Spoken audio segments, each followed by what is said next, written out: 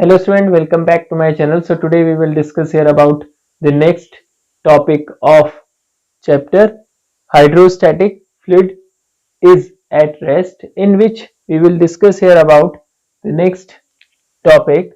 First topic which I will discuss in front of you about the definition of pressure and the formula and their SI unit. After that we will talk here about a liquid in equilibrium. Okay, and then we will talk here about variation of pressure with depth. Then we'll talk here about Pascal's law, Pascal law of pressure, and its application, and after that effect of pressure due to height, or we can say atmospheric. Under this we will discuss here about atmospheric pressure. Point clear? Today we will discuss the all topics in this lecture. So first I will start this lecture with the definition of pressure. As you know that what is the meaning of pressure? Basically when we write general language of the pressure, we can say that the force exerted by liquid in per unit area is called pressure, but here the force is a thrust, means perpendicular force.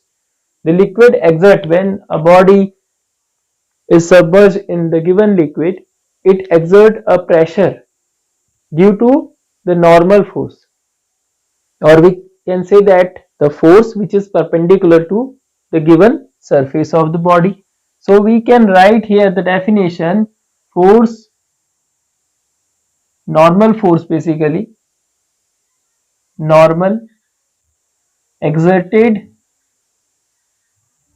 by the liquid on the cross sectional area, cross sectional area of the body or object, of an object, when it submerged in the liquid. So it is noted by P, which is equals to F over A. If F be the normal force here, A is the cross sectional area of the object which is submerged in liquid. So that time the pressure is P is equals to F over A. Point clear? So here when we want to write their SI unit is Newton per meter square, or the concept of pressure given by Pascal. So here we can write Pascal also, its SI unit, and the dimension formula for it is, as we know that I'm writing here directly, but you know that the formula of as dimension formula of force is mlt minus 2, and here dimension formula of area is L square. So when we solve the all, we will get ml minus 1 t minus 2. Point clear? Now after this pressure, we will talk here about the next, liquid in equilibrium. So when we want to explain about it, the liquid in equilibrium, then we will start this derivation. As we know that when a body or an object is submerged in a liquid, so the liquid will exert a force on the surface of body. Now this force will be perpendicular or normal to the given surface. How we can prove it? We can now prove this, the force exerted by a liquid always normal to the given surface? For that we can consider here, let us suppose that the force exerted by a liquid on this cross-sectional area is such that it makes theta angle with the horizontal.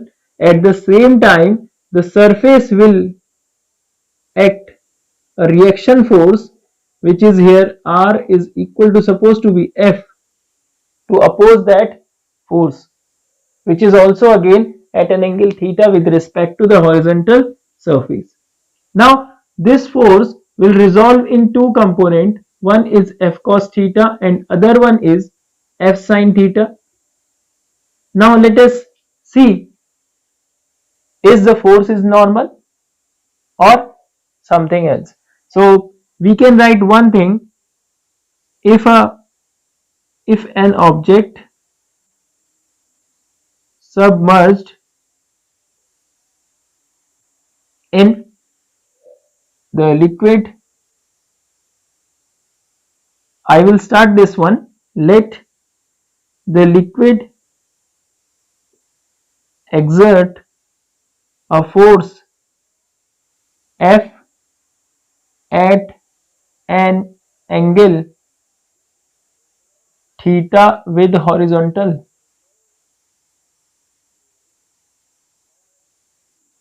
and the object applies reaction force to oppose the to oppose to oppose it, and that reaction force, you can see the diagram, which is equals to R is equals to F at an angle theta here also. So now let us start the calculation with it. Now for calculation we can write here the force, which is here reaction force, the reaction force resolve in two component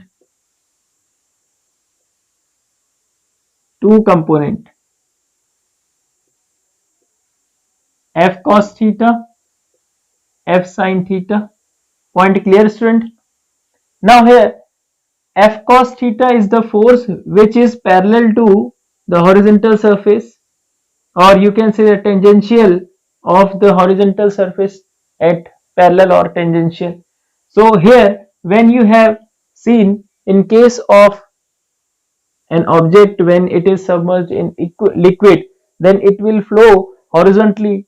It means that the liquid does not apply a force which is tangentially to their horizontal surface. So we can write this point, since the liquid does not opposes the tangential force, so we can start, therefore the object moves along the horizontal surface in fluid or liquid basically. Therefore we can start here, the value of F cos theta is equals to 0. It should be F cos theta is equals to 0, which implies us the value of F does not equal to 0. So it means that cos theta is equals to 0. It means that theta is equals to 90 degree. When we discuss here theta is equals to 90 degree, so we can start perpendicular force, which is here F sin theta will give us the value of F perpendicular, which is equal to sin theta. In place of theta we can write 90 here. The perpendicular force, which is normal force, is equal to F. So hence we can prove that when a body is submerged in liquid, the liquid exert a force which is normal to the given surface. So that time the force will be perpendicular to the surface of the submerged, or you can say immersed body. Point clear? So this force will be perpendicular to the given surface. So this is the proof under the condition a liquid is in equilibrium. Point clear? So to understand them, pause the video and note down. Now after the discussion about the liquid is in equilibrium, here the next topic is variation of pressure with depth. Point clear? So for that condition, to check the variation of pressure, and after that we will write here the gauge pressure or gauge pressure. So for that we can consider a vessel in which incompressible fluid is filled, so that we will consider here 2 points C and D, and we will take, or you can say assume, a cylinder of liquid which is in front of you, and here the height of this cylinder is h and the area of cross section is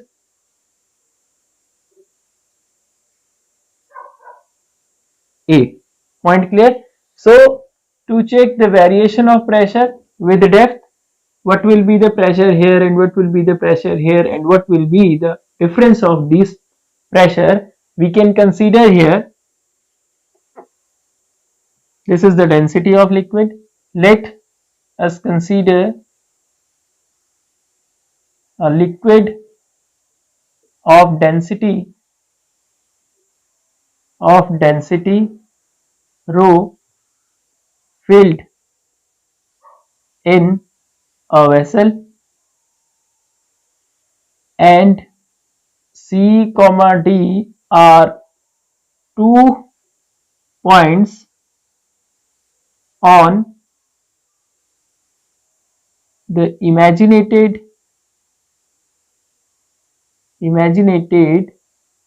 cylindrical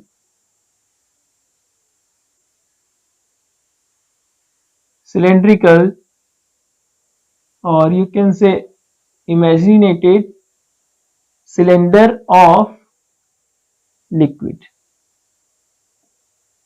Point clear? Now from the diagram you can see here, if h be the height of cylinder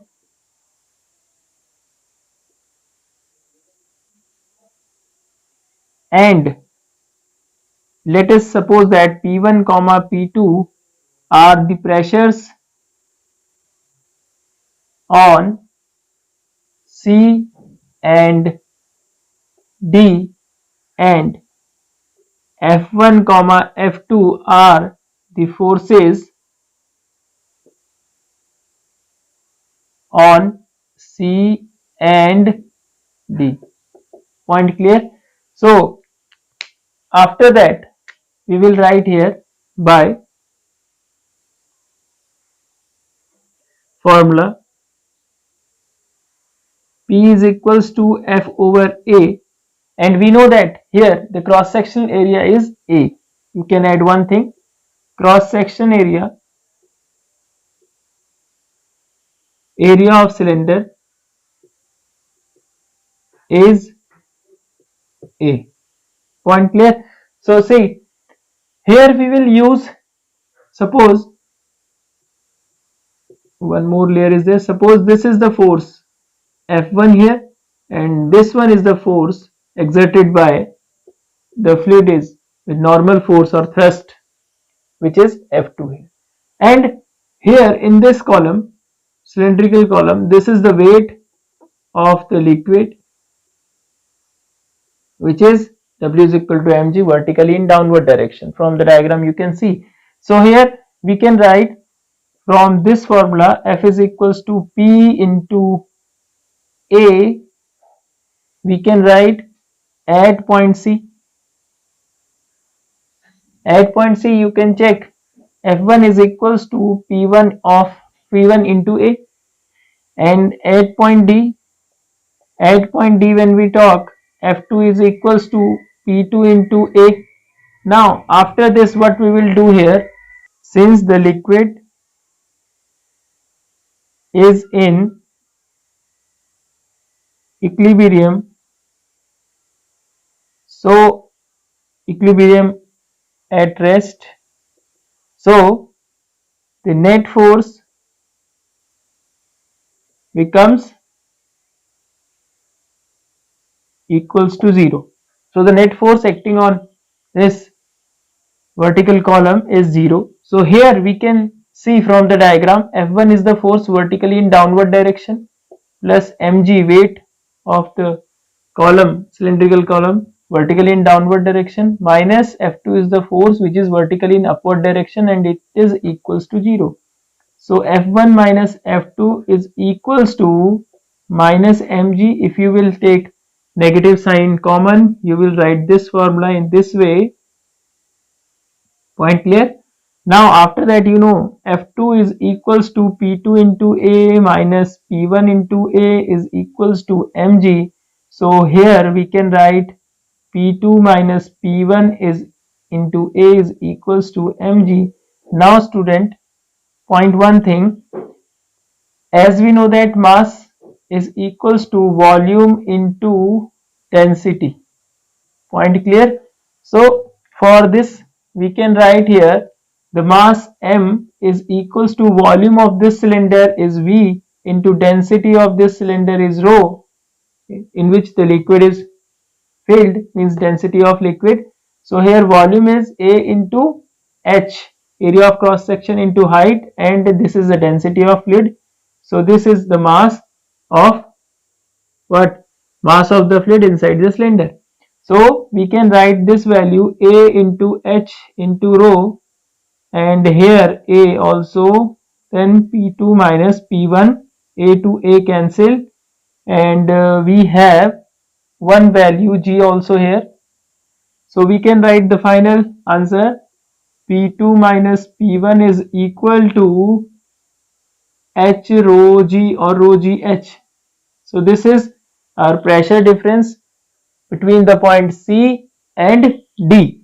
Now if suppose C and D are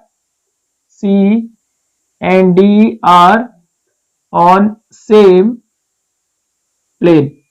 If they are in same plane, then we can write H is equals to 0. And if H is equals to 0, then P2 minus P1 is equals to 0. It implies P1 is equals to P2, means pressure at point A and pressure at point C, pressure at point D is equals to P, or you can say C. Okay. Now after that we have second more condition. If suppose this C point is goes closer to the top surface of the liquid, means at the top surface of the liquid the pressure which is exerted on it is called atmospheric pressure. So this C pressure, the pressure which is at C is converted into the atmospheric pressure. So if point C is very close to the atmosphere, or you can say close to the top surface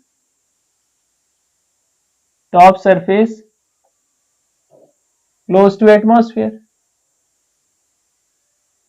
then we can write here P1 is equals to PA, and let P2 is equals to P in that time. So we can write this formula in this way, P minus PA is equal to H rho G. This difference is called gauge pressure or gauge pressure, which depends on, this is called here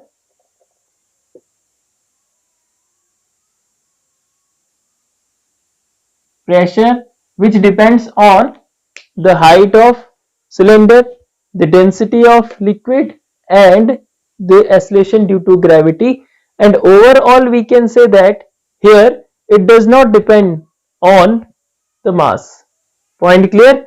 So here this is the derivation in which we can see the variation of pressure with depth, and if suppose here the atmospheric pressure is neglected, the pressure when we talk here about the pressure on liquid column, so we can write this formula: P minus PA is equals to, suppose, PL, so it is equal to H rho G also.